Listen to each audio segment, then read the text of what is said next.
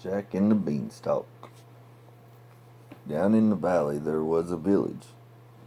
Out on the outskirts of the village stood a small run-down cottage, and in the cottage lived a widow with her only son Jack, and they were very poor. This was clear to see from the ragged clothes on their backs and the worn shoes on their feet. But as the story goes, they did possess one item of real value, a beautiful caramel-colored cow. Jack woke early one morning. He milked the cow, poured the milk into the jug, and set off to the dairy. The milk was only worth a few pennies, but Jack didn't mind. He happily accepted the pennies from the dairy farmer and bought a few potatoes from the market and returned home. Jack did this every day. The milk from the cow was just enough to help Jack and his mama get by. One year, a terribly harsh winter hit the village. Great howling winds blew and the snow lay in huge drifts, never before seen by the villagers. The following spring, the grass did not grow. Without grass, the cow had nothing to eat and soon became too weak to produce milk. "Mama," Jack cried, "I can't get a single drop of milk from our cow this morning." "Alas," the widow replied, "I feared this day would come, and so it has, Jack. My dear boy, it is time to sell our precious cow. Take her to the market and auction her to the highest bidder." "But, Mom," he said, "without our daily milk from the cow, we will soon run out of money, and then what will we do?" "We'll think of something, Jack," she replied. Chapter 2. Jack set off down to the village with the cow. Before he reached the market, he came across a friendly butcher. The butcher wore a blue and white striped apron, a straw hat, and carried a small green drawstring bag. The butcher approached Jack. "What a fine cow you have there," he said, patting the cow firmly. "I'm selling her," replied Jack. "Are you indeed?" "Yes," said Jack. "My mother told me to go to the market and only sell her to the highest bidder, for she is extremely valuable." "I can see that," replied the butcher. "That is why," he continued, "I'm going to give you a once-in-a-lifetime offer, an offer worth no less than 1,000 times what you will receive from anyone else at the market." Jack looked up at the butcher in awe. "What is this offer?" asked Jack. "Magic beans," said the butcher. Stepping forward and opening the little green pouch, Jack peered inside. "3 beans?" he snorted. "3 magic beans," replied the butcher. "That will most certainly change you and your dear mother's life for the better." Jack thought about it for a moment.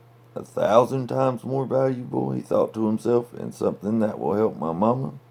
"Very well," Jack said. He exchanged the cow for the little pouch containing the 3 magic beans and returned home. Chapter 3. Jack told his mama about the butcher and the beans, and then watched in horror as her ashen face turned red. "You've done what?" she said. "But, Mama," Jack stammered, "the man said they were magic beans, and that they would help us, and—" He stopped before he could finish the sentence. Even Jack, now hearing these words coming out of his own mouth for the first time, could not believe what he was saying. It sounded ridiculous, and he suddenly felt overwhelmed with shame, and he began to cry. "Oh, Mama, I'm so sorry. I can't believe I've done something so absurd. Can you ever forgive me?" "Go to your room, Jack," she said. "You must think long and hard about what you have done." Still clasping the little pouch of beans, Jack trudged upstairs to his bedroom and closed the door. He tipped the beans into his palm and sat on the edge of his bed staring at them. "How could I have been so stupid?" he said to himself angrily. "I mean, look at them. 3 blinking measly little beans in exchange for a whole cow. What was I thinking?" In a fit of rage, he clutched his fence and threw the beans out the window, then curled up on the bed and fell into a deep sleep. Chapter 4. When Jack awoke, it was morning. This particular morning was bright and sunny, which was strange because the sun did not stream through Jack's bedroom window as it usually did. On this particular morning, his room remained dark. Jack ran to the window. What met his stare took his breath away. and a gigantic beanstalk rose like 10 mighty oaks, high up into the sky. They were magic beans, Jack exclaimed.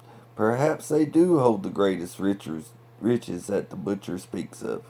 And that was it. Without a second thought, Jack jumped out of his bedroom window and onto the giant beanstalk. Great leafy vines snaked around the ladders, making it ever so easy for Jack to scale up the skyscraping stalk.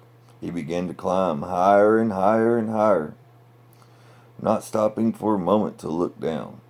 This is probably just as well, for Jack was now so high up in that his cottage, the village, and the surrounding lands could be seen no more. Suddenly came a shrill voice. "Jack, is that you?" it said. "Yes," Jack said. A tiny, beautiful fairy appeared and hovered in the air just a few inches from the tip of Jack's nose. "I've been waiting many years to see you, Jack," said the fairy, "and I have a very important secret to tell you." Jack looked surprised. "Oh," he said. "You see, Jack," continued the fairy, "your father was once a very wealthy man." "My father is dead," said Jack. "Yes," said the fairy, "but don't you want to know how he died?" "Mother said he was sick." "Oh, my darling Jack," said the fairy, "your mother wanted to protect you. Your father was not sick. He was known across many kingdoms, for he owned the most rare and magnificent of all creatures, a mystical golden hen that laid a golden egg every single day." Jack was dumbfounded. "So how did he asked. The fairy, still hovering daintily in front of him, raised her arm and pointed into the distance. "See that castle? Well, in that castle lives a giant, and in this beastly tyrant that ate your father and stole his golden hen.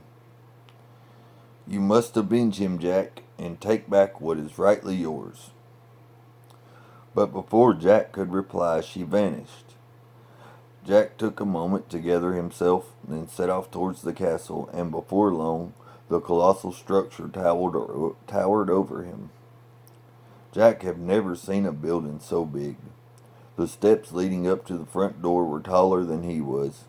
The front door itself was big as a mighty oak, and astride the floor, staring menacingly back at him, stood the statues of two gigantic stone lions. Jack took a deep breath. Then, without further ado, he lay flat on the ground and rolled under the front door. Chapter 5. Jack stood up and dusted himself down. He looked around slowly, trying to take in the enormity of his surroundings.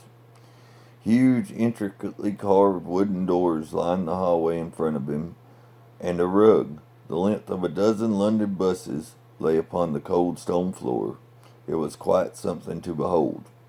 All of a sudden the ground began to tremor, followed by the sound of almighty footsteps. Boom, boom, boom. Suddenly a door crashed open. The giant appeared momentarily, clenching the golden hem firmly in the palm of his hand. Without stopping, he marched forward and flung open the kitchen door. Jack darted across the hallway and, making sure not to be seen, followed the giant into the kitchen. "Where's my dinner?" said the giant. "It's coming, dear," said his wife. The giant sat down at the kitchen table, carefully placed the golden hen out in front of him. Jack quickly snuck behind the table leg. "Oh, I do wish you wouldn't put that thing on the dinner table," his wife said, laying an enormous bowl of steaming stew in front of the giant. The giant just glared at her.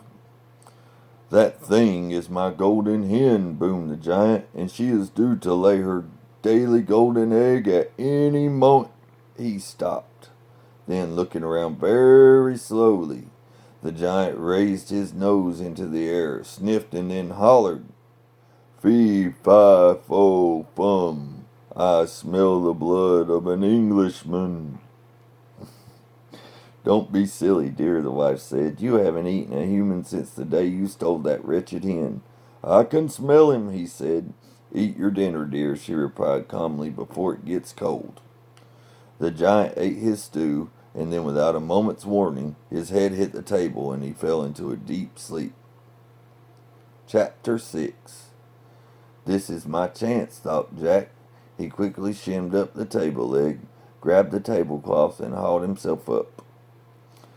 Then, hardly daring to breathe for fear of waking up the giant, he crept forward across the tabletop, carefully placed the golden hen under his arm, and made a beeline for the open window at the end of the table.